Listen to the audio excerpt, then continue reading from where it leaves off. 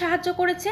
এই যে প্ল্যানিংটা হয়েছে টোটাল, এই যে হানিমুনের টিকিটটি কাটা হয়েছে মেঘালয়ে, সেই টিকিটটা কিন্তু যাওয়ার টিকিটটা কেটেছে হচ্ছে সোনাম, ফেরার টিকিটটা তারপরে কেটেছে হচ্ছে রাজা রঘুবংশী। ঠিক আছে, মানে প্রথমে সোনাম বলেছে, আর প্রথমে সোনাম অনলি 4 দিন তার শ্বশুরবাড়িতে ছিল, তারপরে বিয়ের পর অনলি 4 দিন শ্বশুরবাড়িতে ছিল, তারপরে সে তার বাপের বাড়িতে আসে এবং তারপরে সেখানে যেহেতু ইন্দোরে একই জায়গাতে তার শ্বশুরবাড়ি এবং বাপের বাড়ি, আধ ঘন্টার জন্য যেত আবার চলে আসতো, আর রাজা রঘুবংশীও সেরকমভাবেই ম্যানেজ করেছে দুজনে। এবারে যখন সোনাম নিজের থেকেই উদ্যোগ নিয়ে হানিমুনের প্ল্যান করে, কারণ সোনাম বিয়ের পর বুঝতে পারে যে রাজা রঘুবংশী তার জন্য সঠিক লাইফ পার্টনার নয়, বা সে রাজা শুধু তাই নয়, যে 3জন সুপারি কিলারকে হায়ার করা হয়েছিল তাদের যতই মাধ্যম হিসেবে কথা বলা হোক রাজের মাধ্যমে, রাজকেও পুলিশ ইতিমধ্যে অ্যারেস্ট করেছে এবং বাকি 3জন যে সুপারি কিলার ছিল তাদেরকেও অ্যারেস্ট করেছে। তো রাজ প্লাস 3জন সুপারি কিলার প্লাস হচ্ছে সোনাম, মানে টোটাল 5জন কিন্তু এই রাজা রঘুবংশী হত্যার জন্য মূল অভিযুক্ত, এবং এই 5জনই কিন্তু এখন পুলিশের জালে একদম তাদের গ্রেপ্তার করা হয়েছে, এবং এখন ক্রাইম সিনে গিয়ে এই জিনিসটাকে পুনরায়ভাবে নাটকের রূপে সেটা দেখা হচ্ছে, এবং একটা তাদের কীভাবে হলো সেটা পুলিশ আরও ঠিক করা, এবং পুলিশের কাছে আরও বিভিন্ন তথ্য। নমস্কার বন্ধুরা, welcome back to my channel. শুরু করছি একটি ভিডিও। এই ভিডিও টাইটেল থাম্বনেল দেখে বুঝতেই পেরেছেন ভিডিওটা হতে চলেছে সানসানি একটা হত্যা কেস ঘটেছে, আমরা সেটা সবাই জানি, এবং সেটা ঘটেছে সুদূর মেঘালয়ে, কিন্তু তার প্ল্যানিং করা হয়েছে ইন্দোরে। আমরা এখন সবাই বোধহয় রাজা রঘুবংশী এবং সোনাম রঘুবংশী এই নামগুলোর সঙ্গে পরিচিত।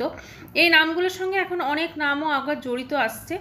তো সব থেকে যে এই মুহূর্তে সব থেকে ইম্পর্ট্যান্ট যে খবর সেটা হচ্ছে যে এই যে সোনাম রঘুবংশী, যে তার হাজবেন্ড রাজা রঘুবংশীকে সুপারি কিলার দিয়ে হত্যা করিয়েছে, এই সুপারি কিলার কারা কারা ছিল এবং কিভাবে সে হায়ার করেছে সেই সব কিছু থাকছে। এছাড়াও থাকছে যে খুনের পর রাজা রঘুবংশীর মৃত্যুর পর সোনাম কিন্তু ইন্দোরে এসেছিল। তো এই সব কিছু নিয়েই এখনকার ভিডিও। তো আমরা সকলে জানি যে সোনাম রঘুবংশী ইতিমধ্যে অ্যারেস্ট হয়েছে, বা বলা যেতে পারে সে নিজে সারেন্ডার হয়েছে, কিন্তু কেন সে হঠাৎ করে এই জিনিসটা করলো, মানে একটা স্বামীকে খুন করার পর কেন হঠাৎ করে সে বাধ্য হলো নিজেকে জনসমক্ষে আনতে, বা নিজেকে একটা অন্যভাবে পুলিশের কাছে ধরা দিতে, সেই সংক্রান্ত আলোচনা অবশ্যই থাকবে। তো সোনাম হঠাৎ করে রঘুবংশী হঠাৎ করে কাশীর একটি চায়ের দোকানে আসে, এবং সেখানে এসে সে ফোন চায়, অ্যাজ ইফ সে বোঝাতে চায় যে ফোন তার সমস্ত কিছু চুরি হয়ে গেছে, এবং তার হাজবেন্ডের হত্যার পর, মানে তার হাজবেন্ডের বডিটা কিন্তু পাওয়া গেছিল 2রা জুন, ঠিক আছে, যেখানে কিন্তু মার্ডারটা অলরেডি হয়ে গেছিল 23শে মে, কিন্তু 2রা জুন তার হাজবেন্ডের বডিটা পাওয়া গেছিল। তো সেই তারপর থেকে তার খোঁজ চলছিল, সেখানে ইন্দোরে প্রচুর পোস্টার পড়েছিল, প্রচুর কিছু পড়েছিল, কিন্তু তারপরে যখন সবাই ওকে খুঁজে পাচ্ছিল না, সবাই মনে করছিল যে সোনামও হয়তো ভিকটিম, যেমন রাজা রঘুবংশীকে মেরে দেওয়া হয়েছে সেরকম হয়তো সোনামকেও মেরে দেওয়া হয়েছে।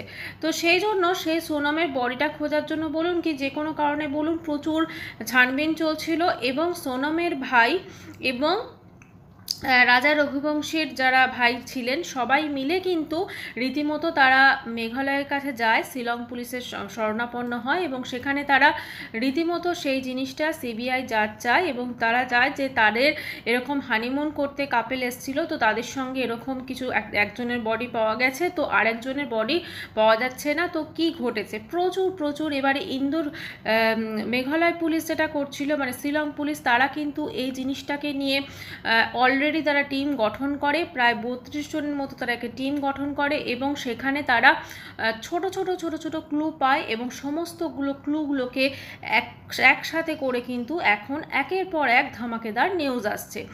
প্রথমে এই যে আমাদের মনে হচ্ছিল যে সোনাম যে ওখানে গিয়ে সারেন্ডার করেছে, বা সোনাম যে নিজে থেকে সামনে এসেছে, কারণ এতদিন সে কোথায় ছিল, সে চায়ের দোকানে এসে প্রথমে একটা ফ্যামিলির কাছে ফোন চায়, তারা সেটা রাজি হয়নি, তারপরে যে ওই টি স্টলের যে ওনার ছিলেন তার কাছে ফোন চায়, এবং সে ফোন দেয়, তখন সে সেখান থেকে তার ভাইকে ফোন করে, সোনাম রঘুবংশী তার ভাইকে প্রথমে ফোন করে, তো সেখানে ইমোশনাল হয়ে সে কান্নাকাটি করে এবং সোনাম রঘুবংশী যখন সেই মুহূর্তে আসে, তো চায়ের দোকানের যিনি ছিলেন তিনি যেটা বলেন যে সেখানে সে প্রচণ্ডভাবে তার ব্যাক পেন হচ্ছিল, সে বমি করছিল, সে রীতিমতো তার গায়ে জ্বর ছিল মনে হচ্ছে, তো সে খুবই খারাপ হালাতে ছিল এবং তার কাছে না তো কোনো মোবাইল ছিল না কোনো কিছু ছিল। এবং সে একটা জিনিসই বলেছে যে আমি ওই হাজব্যান্ডের মৃত্যুর পর আমাকেও অ্যাটাক করা হয়েছিল, তারপর থেকে আমি এখানে কি করে পৌঁছালাম, মানে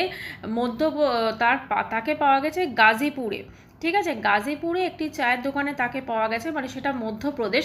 তো শিলং থেকে, মেঘালয় থেকে সে মধ্যপ্রদেশ কি করে গেল সেটাও কিন্তু একটা কাহিনী আছে, সেটাও আমি অবশ্যই বলবো।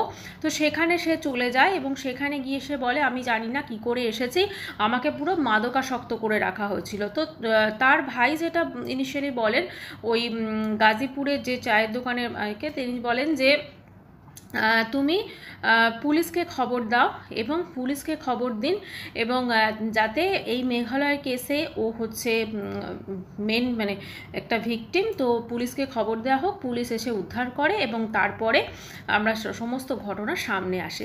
এই যে সোনম মানে এর পুলিশের কাছে বলা যেতে পারে এক প্রকার স্যালেন্ডার করলো, এটা কেন করলো?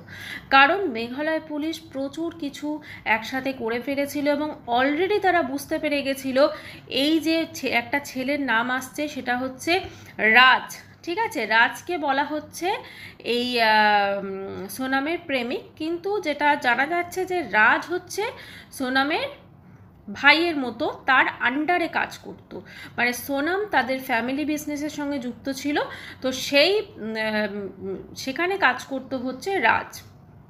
তো এই রাজ কিন্তু পুরোপুরিভাবে সোনামকে সাহায্য করেছে তার হাজব্যান্ডকে হত্যা করতে। কিভাবে সাহায্য করেছে? এই যে প্ল্যানিংটা হয়েছে টোটাল, এই যে হানিমুনের টিকিটটি কাটা হয়েছে মেঘালয়ে, সেই টিকিটটা কিন্তু যাওয়ার টিকিটটা কেটেছে হচ্ছে সোনাম, ফেরার টিকিটটা তারপরে কেটেছে হচ্ছে রাজা রঘুবংশী, ঠিক আছে। মানে প্রথমে সোনাম বলেছে, আর প্রথমে সোনাম অনলি 4 দিন তার শ্বশুরবাড়িতে ছিল, তারপরে বিয়ের পর অনলি 4 দিন শ্বশুরবাড়িতে ছিল, তারপরে সে তার বাপের বাড়িতে আসে এবং তারপরে সেখানে যেহেতু ইন্দোরে একই জায়গাতে তার শ্বশুরবাড়ি এবং বাপের বাড়ি, 8 ঘন্টার জন্য যেত আবার চলে আসতো, আর রাজা রঘুবংশীও সেরকমভাবেই ম্যানেজ করেছে দুজনে। এবারে যখন সোনাম নিজের থেকেই উদ্যোগ নিয়ে হানিমুনের প্ল্যান করে, কারণ সোনাম বিয়ের পর বুঝতে পারে যে রাজা রঘুবংশী তার জন্য সঠিক লাইফ পার্টনার নয়, বা সে রাজা রঘুবংশীকে পেয়ে সে খুশি ছিল না, কিছু একটা কারণ ছিল। তো সেই কারণটা যেমনভাবে প্রকাশ পাবে সেটা তো অবশ্যই আমি আপনাদের সামনে তুলে ধরব। তো এবারে সোনাম কি করে, প্রথমে নিজে টিকিট কাটে মেঘালয়ে হানিমুনের জন্য এবং সেটা সে তার হাজব্যান্ডকে জানায়, মানে রাজা রঘুবংশীকে জানায়। তো রাজা রঘুবংশী যখন বলে যে ঠিক আছে তুমি তো যাওয়ার টিকিটটা কেটেছো, তাহলে ফেরার টিকিটটা আমি কাটবো। তো এইভাবে তারা পুরো হানিমুনের প্ল্যানিংটা করে। এই যে মেঘালয়ে তারা হানিমুন করতে যাবে, এটা কিন্তু চয়েসটা ছিল কিন্তু অবশ্যই সোনাম রঘুবংশীর। এবারে সোনাম যেটা করে, টিকিটটা কাটার পর সে রাজকে, মানে তার আন্ডারে যে ছেলেটি কাজ করতো তাকে সমস্ত বিষয়টা জানায় এবং সে তাকে সাহায্য করবে বলে বলে, এবং এই রাজ কিন্তু 3টে সুপারি কিলার হায়ার করে যাদের বাড়ি কিন্তু হচ্ছে মেঘালয়। তো সেখানে কিন্তু তার হায়ার করে এবং এই যে যোগাযোগ মাধ্যমটা হয়, মানে সোনাম রাজ হয়ে থাকে সেখানে মাধ্যম হিসেবে কাজ করে, মানে সমস্ত কিছু রাজ সোনামকে ইন্দোরে কি হচ্ছে, যখন সোনাম শিলংয়ে ছিল সেটাকে জানানো হয়, আবার শিলংয়ে কি ঘটছে এই মুহূর্তে, তারা মেঘালয়ের কোন জায়গাতে আছে, মেঘালয়ের কোন জায়গাতে তারা আছে, এই সমস্ত কিছু কিন্তু সোনাম একদম পুরো সেই ম্যাপ থেকে শুরু করে তার কারেন্ট লোকেশন, এই সমস্ত কিছু কিন্তু সে শেয়ার করে রাজকে, এবং রাজ সেগুলোকে শেয়ার করে হচ্ছে যে সুপারি কিলার 3জনকে হায়ার করেছিল সেখানে। ফলে রাজের সঙ্গে সোনামের বিভিন্ন চ্যাট কিন্তু ইতিমধ্যে পুলিশের হাতে চলে এসেছে এবং সেইটাতে কিন্তু অনেকটা তদন্তে সাহায্য করে। এবং যখন ঘটনার দিন, যেদিনকে রাজা রঘুবংশীকে হত্যা করা হয় সেদিন কিন্তু সেই স্থানে এই সোনাম রঘুবংশীর সঙ্গে 3 জন যে সুপারি কিলার ছিল তাদের একসাথে কিন্তু সিসিটিভি ফুটেজও ধরা পড়ে এবং তারা একসাথে কথা বলছিল সেটাও কিন্তু ধরা পড়ে। এদিকে যখন রাজা রঘুবংশীকে মেরে দেওয়া হয়, তাকে মেরে তারপর তাকে ফেলে দেওয়া হয় খাদে, তখন কিন্তু তারপরে কিন্তু সোনাম ওখান থেকে প্রথমে আসে ইন্দোরে সে একদিন স্টে করেছিল এবং ইন্দোরে যখন সে আসে সে কিন্তু তার মা বাবার সঙ্গে দেখা করেনি বা ভাই কেউ জানতো না। সেখানে সে এসে একদিন স্টে করে এবং তাকে রাজ সমস্ত ব্যবস্থা করে যায়। ইন্দোর থেকে সে চলে যায় মধ্যপ্রদেশে, ঠিক আছে।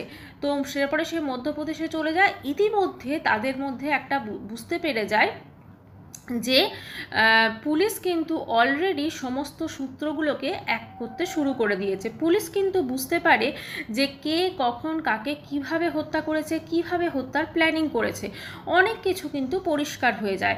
এবং সেখানে যে স্পটে এই ঘটনাটি ঘটে সেখানে ওই ভাঙাচোরা বাইকটি রাখা হয়, যেখান থেকে সোনাম এবং রাজা রঘুবংশী একটি বাইক ভাড়া করেছিলেন, কারণ তারা মেঘালয়ের যে জায়গাটায় গিয়েছিল ওখানে বাইকে করে যেতে হয়।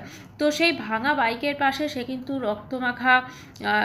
রক্তমাখা রেইনকোটটা সে রাজকে দিয়েছিল এসে, কিন্তু সেখানে সে রক্তমাখা তার জামা, মানে সমস্ত কিছু ক্লু ছেড়ে যায়, এমন করে যে সোনামকেও কিন্তু যেমন রাজার হাল হয়েছে রাজা রঘুবংশী, সেরকমও কিন্তু সোনামের হাল হয়েছে, খালি পার্থক্যকে তার বডি পাওয়া যায়নি। তো এইবারে যখন তাকে এই জিনিসগুলো নিয়ে প্রশ্ন করা হচ্ছে, এখন সে বলছে আমি জানি না কি হয়েছিল আমার সাথে, সেই ঘটনার দিন থেকে এতদিন অবধি আমি পুরো মাদকাসক্ত ছিলাম। এবং মেঘালয় থেকে সে কিভাবে গাজীপুর পৌঁছলো সেটাও নাকি সে জানে না। তো এখন তাকে ইতিমধ্যে অলরেডি আবার তাকে মেঘালয়ে নিয়ে যাওয়া হচ্ছে, কারণ শিলং পুলিশ সেটা নিয়ে যাচ্ছে, কারণ সে এখন অ্যারেস্ট হয়েছে গাজীপুর থেকে তাকে কলকাতা আনা হচ্ছে পাটনা হয়ে, এবং তারপর সেখান থেকে তাকে নিয়ে যাওয়া হবে শিলং ফ্লাইটের মাধ্যমে। এবং এই পুরো অ্যারেস্ট হওয়ার পর থেকে সে যেটা বলে যাচ্ছে যে তার মাথায় প্রচণ্ড যন্ত্রণা হচ্ছে এবং সে প্রচণ্ড বিধ্বস্ত, কারণ সে বুঝে গেছে তার সমস্ত প্লটিং সমস্ত কিন্তু পুলিশের জালে ধরা পড়ে গেছে। এবং শুধু তাই নয়, যে 3 জন সুপারি কিলারকে হায়ার করা হয়েছিল তাদের যতই মাধ্যম হিসেবে কথা বলা হোক রাজের মাধ্যমে, রাজকেও পুলিশ ইতিমধ্যে অ্যারেস্ট করেছে এবং বাকি 3 জন যে সুপারি কিলার ছিল তাদেরকেও অ্যারেস্ট করেছে। তো রাজ প্লাস 3 জন সুপারি কিলার প্লাস হচ্ছে সোনাম, মানে টোটাল 5 জন কিন্তু এই রাজা রঘুবংশী হত্যার জন্য মূল অভিযুক্ত, এবং এই 5 জনই কিন্তু এখন পুলিশের জালে একদম তাদের গ্রেপ্তার করা হয়েছে। এবং এখন ক্রাইম সিনে গিয়ে এই জিনিসটাকে পুনরায়ভাবে নাটকের রূপে সেটা দেখা হচ্ছে এবং একটা তাদের কীভাবে হলো সেটা পুলিশ আরও ঠিক করা, এবং পুলিশের কাছে আরও বিভিন্ন তথ্য আছে, কিন্তু এখন সেটা তারা মিডিয়াকে দিতে চাইছে না, কারণ তাদের সেটা ইনভেস্টিগেশনে তাদের অসুবিধা হতে পারে। এবারে এই সব কাণ্ড ঘটার পর সোনামের বাড়ির লোকজন যেটা দাবি করছে সোনাম এই ঘটনায় কোনোভাবেই যুক্ত নয়, এবং রাজ যেটা বলা হচ্ছে রাজ নাকি সোনামের বয়ফ্রেন্ড, তো সেটাও তারা খারিজ করছে না, রাজ কিন্তু সোনামের ভাই এবং তাকে নাকি সোনাম রাখি পরায়।